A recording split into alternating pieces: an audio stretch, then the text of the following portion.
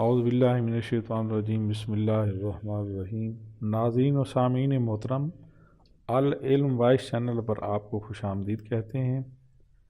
اس voice channel پر آپ کو آج ہم سفر معراج النبی صلی اللہ علیہ وسلم کے حوالے سے قرآن اور حدیث کی روشنی میں اس واقعے کو پیش کریں گے۔ شریعت میں کسی واقعے کی سچائی قرآن اور حدیث اور بزرگان دین کے احکامات کی روشنی میں پرکھی جاتی ہے۔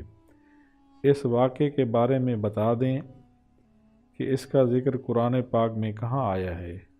پارہ نمبر 15 سورہ بنی اسرائیل آیت نمبر 1، ارشاد باری تعالیٰ ہے، سبحان الذی اسریٰ بعبدہ لیلا من المسجد الحرام الی المسجد الاقصی الذی بارکنا حولہ لنریہ من آیاتنا انہ هو السمیع البصیر۔ پاک ہے وہ ذات جو اپنے بندے کو سیر پر لے گیا مسجد حرام سے مسجد اقصی تک، جس کے ارد گرد ہم نے برکت رکھی تاکہ ہم اسے اپنی عظیم نشانیاں دکھائیں۔ بے شک وہ سنتا ہے، دیکھتا ہے۔ ناظرین محترم، اب سوال یہ ہے کہ سفر معراج کیوں پیش آیا؟ وہ کون سی وجوہات تھیں کہ جن کی وجہ سے یہ سفر معراج النبی صلی اللہ علیہ وسلم کرایا گیا؟ ایک تو جناب ابو طالب جو ہر دکھ سکھ میں نبی پاک صلی اللہ علیہ وسلم کے ساتھ ہوتے تھے، ان کا وصال ہو گیا۔ دوسرا، ام المومنین حضرت خدیجۃ الکبریٰ رضی اللہ تعالی عنہا کا وصال ہو گیا۔ تیسرا، جب نبی پاک صلی اللہ علیہ وسلم طائف میں تبلیغ اسلام کے لیے تشریف لے گئے تو آپ کو جھٹلایا گیا، پتھر مارے گئے اور یہاں تک کہ آپ لہو لوان ہو گئے، تو ان حالات کی روشنی میں آپ کا دل مبارک رنجیدہ تھا، تو آپ کی دل جوئی اور تسلی کے لیے یہ نعمت عظمیٰ یعنی سفر معراج النبی صلی اللہ علیہ وسلم آپ کو عطا ہوئی۔ حاضرین محترم، سفر معراج نزول وحی کے بعد اور ہجرت مدینہ سے پہلے کا واقعہ ہے۔ سفر معراج میں حضور علیہ الصلوۃ والسلام نے کتنی سواریوں پر سفر فرمایا؟ تو محدثین اور مفسرین کرام فرماتے ہیں کہ 5 مختلف سواریوں پر آپ سوار ہوئے۔ مکہ سے بیت المقدس تک آپ براق پر سفر فرمایا اور بیت المقدس سے آسمان اول تک نور کی سیڑھیوں کے ذریعے سفر فرمایا اور آسمان اول سے 7ویں آسمان تک فرشتوں کے بازوں پر سفر فرمایا اور 7ویں آسمان سے سدرۃ المنتہا تک حضرت جبریل علیہ السلام کے بازوں پر سفر فرمایا۔ سدرۃ المنتہا سے مقام کعبہ قوسین تک رف رف پر سفر فرمایا۔ تفسیر روح البیان میں آتا ہے، جب آپ صلی اللہ علیہ وآلہ وسلم براق پر سوار ہو کر بیت المقدس پہنچے تو تمام انبیاء اور رسول جو وہاں پر صف باندھ کر موجود تھے، نبی پاک صلی اللہ علیہ وسلم نے ان کی امامت کرائی اور 2 رکعت نماز نفل جو ہے وہ ادا فرمائی۔ اس نماز کی امامت آقا علیہ الصلوۃ والسلام نے فرمائی۔ پھر حضرت جبریل علیہ السلام کے ساتھ آپ پہلے آسمان پر پہنچے تو وہاں پر حضرت آدم علیہ السلام و تسلیم سے ملاقات ہوئی۔ دوسرے آسمان پر حضرت یحییٰ اور حضرت عیسیٰ علیہ السلام اجمعین سے ملاقات ہوئی۔ تیسرے آسمان پر حضرت یوسف علیہ السلام سے ملاقات ہوئی۔ چوتھے آسمان پر حضرت ادریس علیہ السلام سے ملاقات ہوئی۔ 5ویں آسمان پر حضرت ہارون علیہ السلام سے ملاقات ہوئی۔ 6ٹھے آسمان پر حضرت موسیٰ کلیم اللہ سے ملاقات ہوئی۔ 7ویں آسمان پر حضرت ابراہیم خلیل اللہ سے ملاقات ہوئی۔ وہ بیت المعمور سے پیٹھ لگا کر بیٹھے تھے، انہوں نے حضور علیہ الصلوۃ والسلام کا استقبال کیا اور خوش آمدید کہا اور فرمایا کہ مرحبا یا پیغمبر صالح۔ پھر آپ علیہ الصلوۃ والسلام و تسلیم حضرت جبریل امین کی معیت میں جنت اور دوزخ کا معائنہ اور مشاہدہ فرمایا۔ اس کے بعد 8ویں مقام یعنی سدرۃ المنتہا پر پہنچے۔ ناظرین و سامعین، سدرۃ المنتہا کیا ہے؟ سدرۃ المنتہا کا یہ جملہ جو ہے وہ قرآن کریم فرقان حمید میں آیا ہے۔ سدرۃ المنتہا بیری کا ایک بہت بڑا درخت ہے جس کے پتے ہاتھی کے کان کے برابر اور اس کے بیر مٹکے جتنے ہیں۔ اس پر انوار الہی کا پرتو پڑا تو ایک دم سے اس کی صورت بدل گئی اور اس میں رنگ برنگ کے انوار کی ایسی تجلی نظر آئی جس کی کیفیت لفظوں میں بیان نہیں کی جا سکتی۔ یہاں پر پہنچ کر حضرت جبریل علیہ السلام ٹھہر گئے اور عرض کی کہ یا رسول اللہ صلی اللہ علیہ وسلم، اس سے آگے ایک قدم بڑھوں گا تو میرے پر جل جائیں گے۔ اے اللہ کے نبی، میرا سفر یہاں پر ختم ہوا اور آپ کا سفر یہاں سے شروع ہوا۔ آپ پھر سفر کرتے ہوئے مقام استوا پر پہنچے۔ یہ وہ مقام ہے جہاں لوح محفوظ ہے اور وہاں پر رب کائنات کی قدرت کی قلم چل رہی تھی۔ آپ نے اس کا مشاہدہ فرمایا۔ 10واں مقام مقام عرش اعظم، جس کو کرسی بھی کہتے ہیں، کتنا فاصلہ رہ گیا؟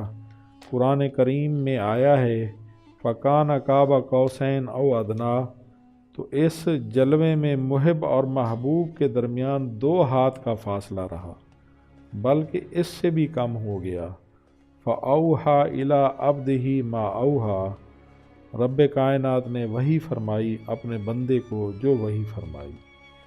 ناظرین و سامعین، یہاں پر ہم حضرت معاذ بن جبل رضی اللہ تعالیٰ عنہ کی حدیث جو ہے وہ روایت کرتے ہیں، جو واقعہ معراج النبی صلی اللہ علیہ وسلم کی تصدیق کرتی ہے کہ آقا علیہ الصلوۃ والسلام و تسلیم نے فرمایا کہ رأیت ربی بعینی و قلبی، میں نے اپنے رب کو اپنی آنکھوں سے اور قلب کے ساتھ دیکھا ہے۔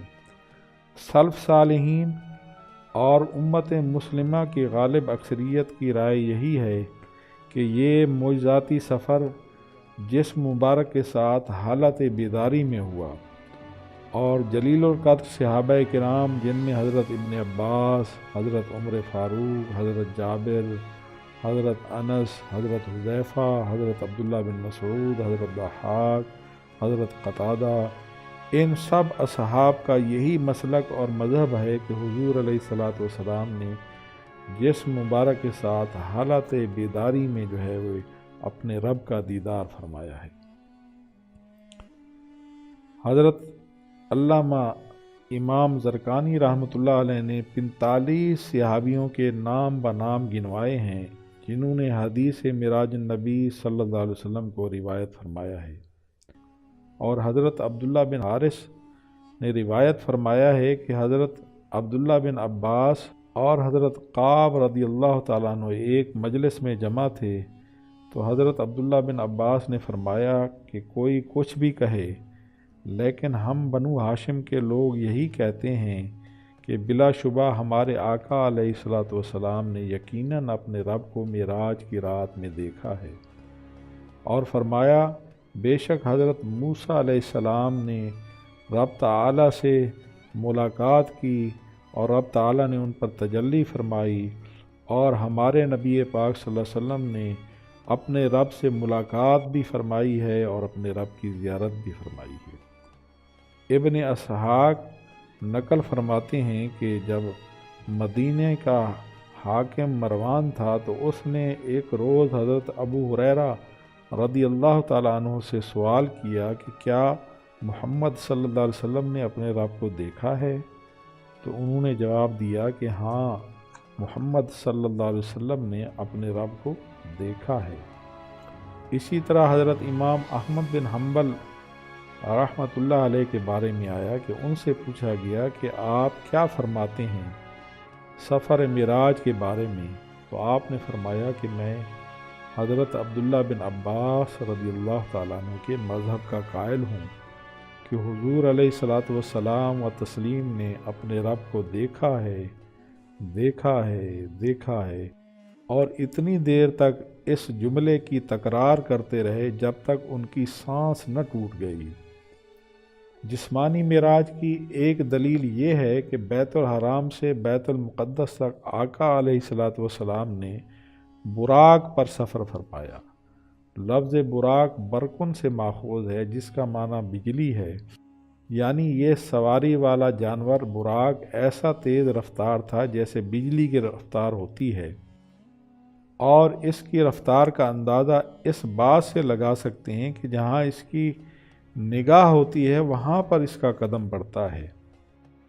اور دوسری دلیل یہ بھی ہے کہ جب بیت المقدس میں نماز ادا کر کے نکلے تو حضرت جبریل علیہ السلام نے دودھ اور شراب کا پیالہ پیش کیا، تو آقا علیہ السلام نے دودھ کا پیالہ اٹھا کر نوش فرمایا۔ یہ دیکھ کر حضرت جبریل علیہ السلام نے عرض کیا کہ آپ نے فطرت کو پسند فرمایا۔ ناظرین و سامعین، اب ہم آتے ہیں مسلم شریف کی حدیث کی طرف کہ نبی پاک صلی اللہ علیہ وسلم کو معراج شریف کی رات کون سے تحفے عطا کیے گئے۔ تو حدیث پاک میں آتا ہے مسلم شریف کہ سب سے پہلا تحفہ جو ہے اللہ پاک نے 50 نمازوں کا حضور علیہ السلام کو عطا فرمایا۔ دوسرا تحفہ سورہ بقرہ کی آخری آیات۔ تیسرا تحفہ شرک نہ کرنے والے مسلمان امتی کی بخشش۔ ناظرین و سامعین، سوال یہ ہے کہ جب نمازیں 50 ملی تھیں تو پھر 5 کیسے ہو گئیں؟ تو اس کا جواب یہ ہے کہ امت پر فرض نمازیں 50 تھیں، لیکن حضرت موسیٰ علیہ السلام کے پاس یہ خداوندی عطیہ لے کر واپس آئے تو انہوں نے آپ علیہ السلام و تسلیم کا مشورہ دیا کہ آپ واپس جائیں اور اللہ تعالیٰ سے ان نمازوں میں تخفیف کی درخواست کیجیے، آپ کی امت اس کا بار نہ اٹھا سکے گی۔ لہٰذا ان کے مشورے پر اللہ تعالیٰ کے حضور درخواست کی گئی تو نمازیں کم ہو کر صرف 5 رہ گئیں۔ تو اللہ تعالیٰ نے فرمایا کہ میرا قول نہیں بدل سکتا، بے شک اے محبوب یہ نمازیں 5 ہیں لیکن اس کا ثواب 50 نمازوں کا ہے۔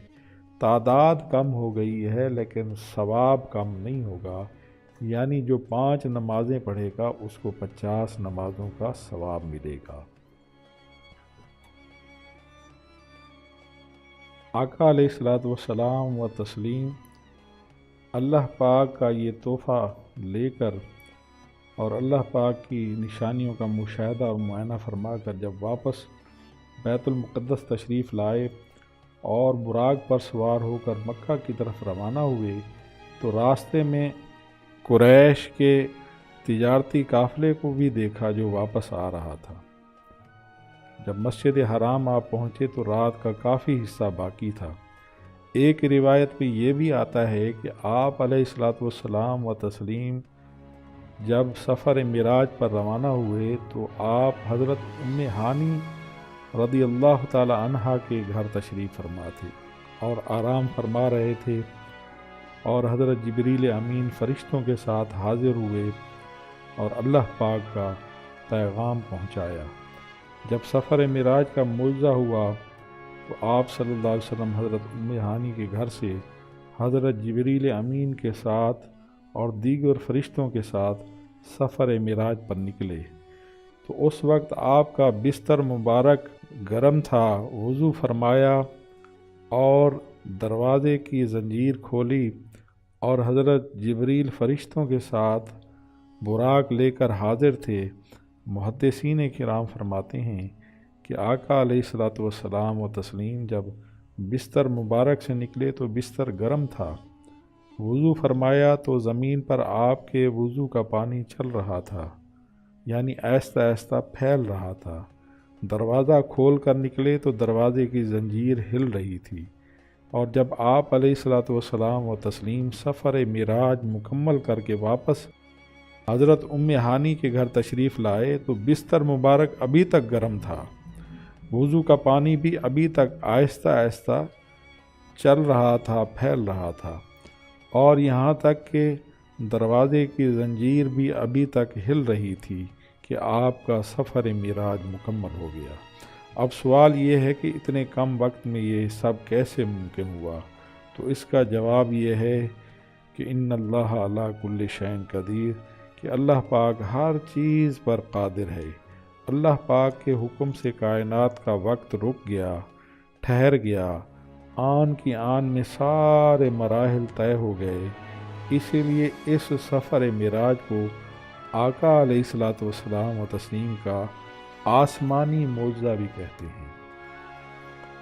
नाज़रीन व सामईन, सुबह हुई तो नबी पाक सल्लल्लाहु अलैहि वालैहि वसल्लम बैतुल्लाह तशरीफ़ लाए। बुखारी शरीफ में, मुस्लिम शरीफ में, शिफा शरीफ में और तफसीर रूहुल मानी में ये रिवायत मौजूद है कि नबी पाक सल्लल्लाहु अलैहि वसल्लम सफ़र मिराज की सुबह बैतुल्लाह तशरीफ़ लाए और उसकी दीवार से टेक लगाकर सफ़र मिराज को बयान करना शुरू किया। तो अबू जहल मौजूद था। उसने कहा कि ठहर जाएं, अभी बयान न करें, आप लोगों के सामने बयान करें। तमाम मक्के वाले जब जमा हो गए तो आप सल्लल्लाहु अलैहि वसल्लम ने बैतुल मुक़द्दस का सफ़र, जन्नत व दोज़ख का मुशाहिदा, नमाज के बारे में और नमाज के इस तोहफ़े के बारे में तमाम मक्के वालों को बताया। और मक्के के बाद लोग जो बार बार बैतुल मुक़द्दस का सफ़र कर चुके थे, उनको खूब मालूम था कि आका अलैहिस्सलातु वस्सलाम कभी भी बैतुल मुक़द्दस की तरफ नहीं गए और सब के सब सवालात करने लगे कि बैतुल मुक़द्दस कैसा है, उसके कितने दरवाज़े हैं, उसके कितने सतून हैं, उसकी कितनी महराबें हैं, उसकी कितनी निशानियां हैं। तो आका अलैहिस्सलातु वस्सलाम व तस्लीम ने बारी बारी बयान करना शुरू कर दिया। तो एक मकाम पर जब आका अलैहिस्सलातु वस्सलाम व तस्लीम ठहर गए और सोचने लगे तो अल्लाह पाक के हुक्म से हज़रत जिब्रील अमीन ने सारा बैतुल मुक़द्दस उठाकर और उसका नक्शा हुजूर के सामने रख दिया। आका अलैहिस्सलातु वस्सलाम उनके एक एक सवाल का और एक एक एतराज़ का जवाब भी बता रहे थे और जो निशानियां पूछ रहे थे हुजूर सारी की सारी निशानियां उनको बता रहे थे।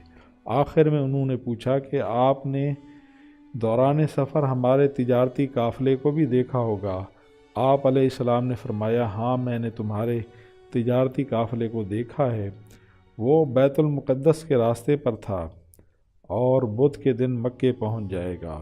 बुध के दिन तमाम मक्के वाले शहर से निकलकर बाहर अपने काफ़िले का इंतज़ार करने लगे, यहाँ तक कि सूरज गुरूब होने के करीब था, लेकिन तिजारती काफ़िला अभी तक नहीं आया था। उस वक्त आका अलैहिस्सलातु वस्सलाम ने अल्लाह ताला के हुजूर दुआ फरमाई तो सूरज एक घड़ी ठहर गया और अल्लाह ताला के हुक्म से दिन बढ़ गया, यहाँ तक कि काफ़िला जो है मक्के में दाखिल हो गया। दोस्तों, वाक़या मिराज की सबसे पहले तस्दीक करने वाले सैयदना सिद्दीक़ अकबर हैं। जब अबू जहल ने सारा वाक़या हज़रत सिद्दीक़ अकबर के सामने रख कर पूछा कि आप इस बारे में क्या कहते हैं, तो हज़रत सिद्दीक़ अकबर ने फ़ौरन इस वाक़े की तस्दीक फरमाई कि हमारे आका अलैहिस्सलातु वस्सलाम जो कुछ फरमा रहे हैं बिल्कुल सच फरमा रहे हैं। किसी ने क्या खूब कहा है कि इस सूरत नू में जान आखां के जाने जहान आखां, सच आखां ते रब दी शान आखां, जिस शाना तू सब शाना बनिया। सही बुखारी शरीफ जिल्द दोम सफ़ा 1120 हज़रत अनस रदी अल्लाह ताला अन्हु रिवायत फरमाते हैं, हत्ता जा सिदरतुल मुंतहा व दनल जब्बार रब्बुल इज़्ज़ह फ़तदल्ला हत्ता काना मिन्हु क़ाबा क़ौसैन औ अदना। हुज़ूर अलैहिस्सलातु वस्सलाम व तस्लीम सिदरतुल मुंतहा पर तशरीफ़ लाए, इज़्ज़त वाले जब्बार वाले रब ताला के करीब हुए और नज़दीक हुए, यहाँ तक कि 2 कमानों या इससे भी फासला कम रह गया। तो मेरे मोहतरम दोस्तों और बुज़ुर्गों, मिराजुन नबी सल्लल्लाहु अलैहि वसल्लम 27 रजब को जो है ये वाक़या वक़ू पज़ीर हुआ है और मुसलमान इस दिन के हवाले से और इस रात के हवाले से खुशी मनाते हैं कि हमारे आका अलैहिस्सलातु वस्सलाम को अज़ीम मोज़ा अता हुआ और बाज़ हज़रात ने रोज़ा भी इस पे रखा है और रोज़े का भी सवाब मिलता है। और आखिर में मैं यही अर्ज़ करूँगा कि ये सफ़र था خوب کا خوب تر یہی تھا ہر ایک کی زبان پر، کوئی حد ہے ان کے عروج کی، بلغ العلا بکمال ہی، کشفت دجا بجمال ہی، حسنت جمیع و خصال ہی، صلو علیہ وآلہ۔ تمام دوستوں کو ہمارے اس چینل پر جو ہے وہ خوش آمدید کہا جاتا ہے، اور امید کرتے ہیں کہ آپ کو آج کی یہ ہماری کاوش پسند آئی ہوگی، اور کمنٹس ضرور فرمائیے گا، اور ہمیں یہ بھی رہنمائی فرمائیں کہ آپ اس موضوع کے علاوہ اور کون کون سے اسلامی موضوعات پر ویڈیوز سننا چاہتے ہیں، دیکھنا چاہتے ہیں۔ السلام علیکم ورحمۃ اللہ وبرکاتہ۔